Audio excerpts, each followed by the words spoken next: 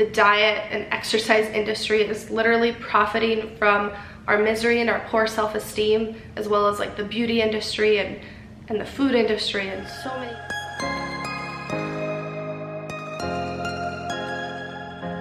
Hello everybody, welcome to my channel, Mary's Cup of Tea.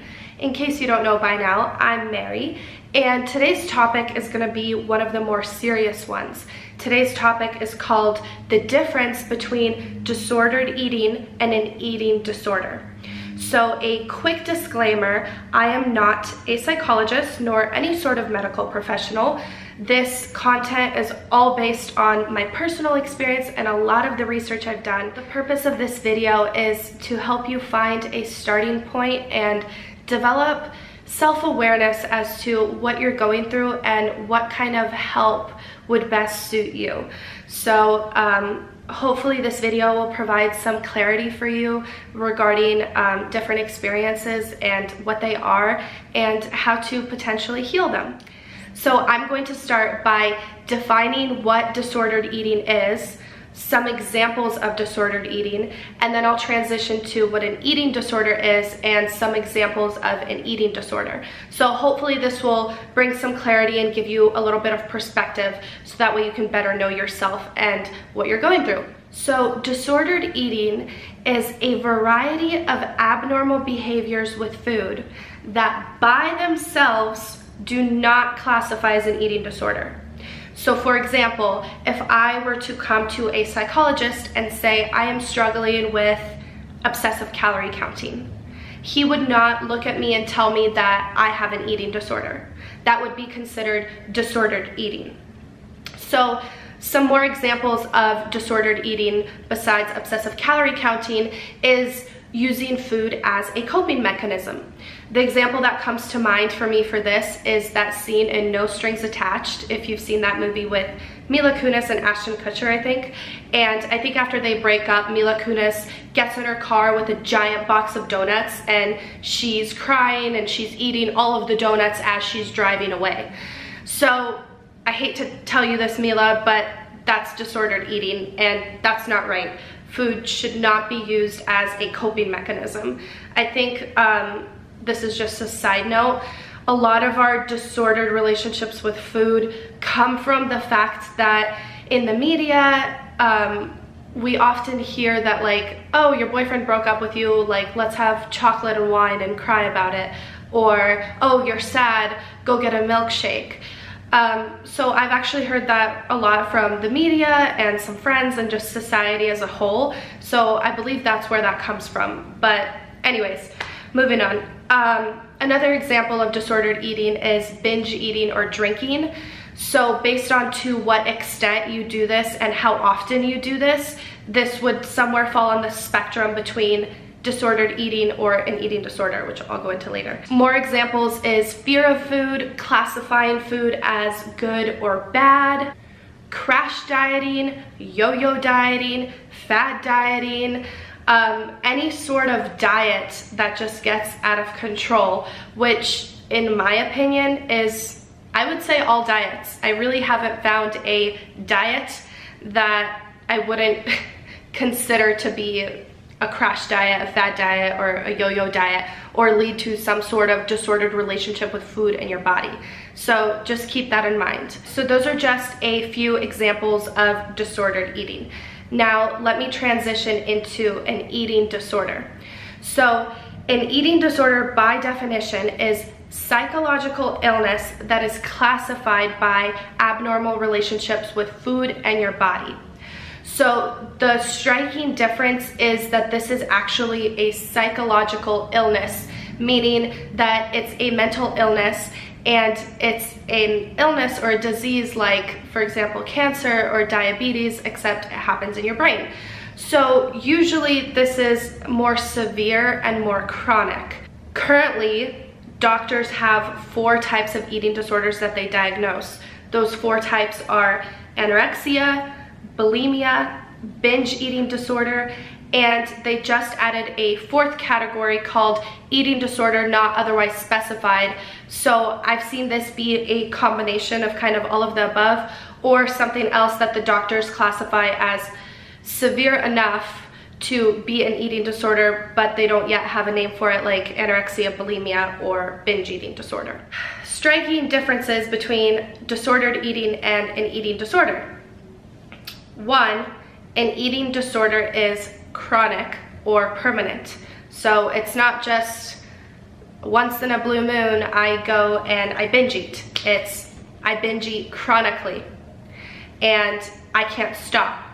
And this has become a permanent thing in my life that I'm struggling with. Another striking difference is avoiding social functions like almost completely, or being really, really scared and having so much anxiety around social functions because usually they involve food. Severe depression or severe anxiety is a huge either symptom or kind of correlation with an eating disorder. And then the last one that I'm going to mention is an eating disorder. The victim usually experiences some sort of suicidal thoughts, or I've heard a lot of anorexia patients talk about like wanting to disappear or kind of not wanting to be here on planet Earth. How to tell if you're struggling with disordered eating or an eating disorder. So the first, biggest, broadest question that you should ask yourself is, to what extent are my issues with food affecting my day-to-day life? So to what extent does this struggle forbid or permit me to do other daily activities? So here's some more questions to kind of narrow this down a bit.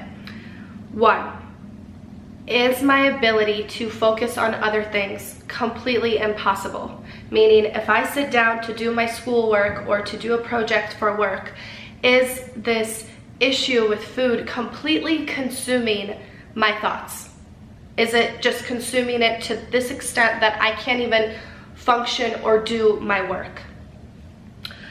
2, is my socializing completely restricted? Meaning, does even the thought of going out with friends or going to a family gathering give me severe anxiety? 3, is food consumption or restriction the only way I cope with my problems? Meaning, are there other methods that I usually use? I would actually say that I had a disordered relationship with food for the most part. There probably was a time that would be considered an eating disorder, although like I've mentioned in my past videos, I've never had a diagnosis by a medical professional that I have bulimia or binge eating disorder, which are the two things that I struggled with. The reason why I bring this up is because most of the time I did use food as a coping mechanism. However, I did have other ways to cope.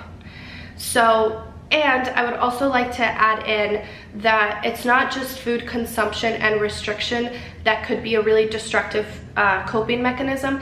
It's also exercising. So if you are over exercising to a very, very large extreme, then that's also a question to ask yourself. Is this the only way I cope with my struggles, by over exercising or overeating or restricting my food intake? 4, how much anxiety or depression do I experience when I think of food and my body? Basically, all these questions come down to, how bad is it? How often is it? How strong are the feelings? How much do they affect your life? So these are all things that a psychologist probably will go through one way or another, which is why I highly, highly advise medical help if you're experiencing any of the things that I talked about in this video. One thing I want to mention is, according to research, 50% of people experience a disordered relationship with food. Only 1 to 3% of those people are diagnosed with an eating disorder. There's a few things about this statistic. One, that's really scary and really sad. So we really need a shift in society. There's many different reasons why this is happening. I don't think it's right at all.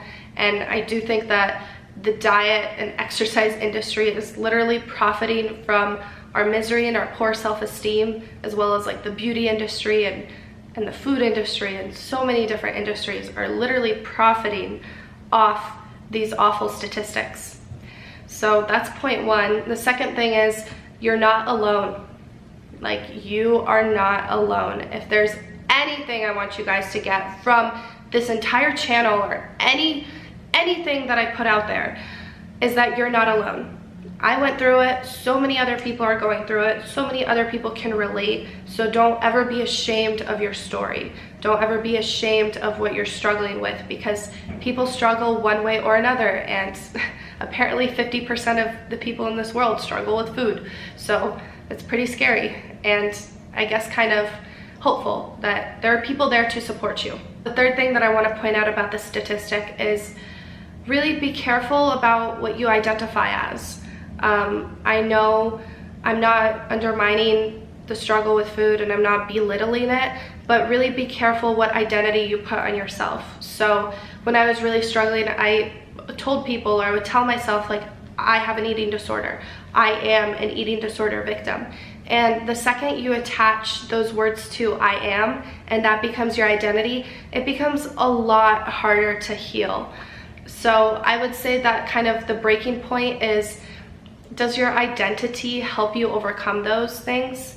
Meaning, if you say, I have an eating disorder, does that help you get professional help and then heal and recover from that?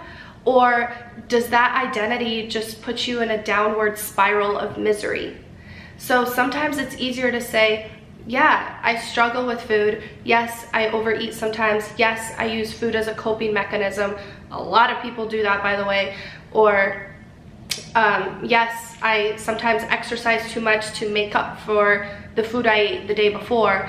But that doesn't mean that I have a full-blown eating disorder, and that doesn't mean that I can't heal my relationship with food. So it's actually really hopeful. So thank you everybody for watching. If you're not subscribed already, please subscribe. I'm committed to releasing a new video every week about health, healing your relationship with food and your body, accepting and loving yourself, and how to live a happy, healthy life. Comment and let me know if any of the information I put in this video helped you, because I really did put a lot of effort into making sure that this was insightful for you guys, because I truly want everybody to heal their relationship with food and themselves and be happy and healthy all around. So like, comment, subscribe, share this with anybody who's struggling as always, and I will see you guys next week.